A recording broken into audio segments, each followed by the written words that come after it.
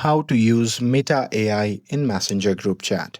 Hey everyone, welcome back to the channel.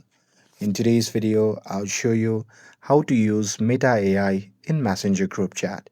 So now, without further ado, let's get started.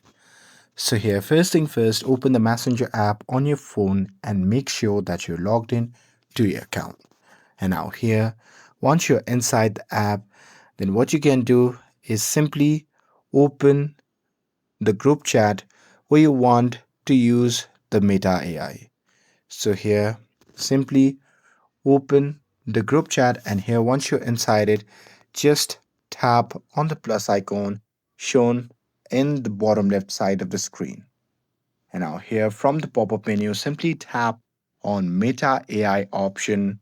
And now here in Meta AI chat box, type what you want. For example, summarize our conversation so far, write a funny reply to this message, or translate this message to Spanish. But as of right now, I don't have Meta AI because it's not enabled in our region. But if you have, then you can use it in that way. And here, once you have commanded your AI to do your thing, then you can just tap send and Meta AI will generate a response or a suggested messages. And that's it. That's how you can use Meta AI in Messenger group chat.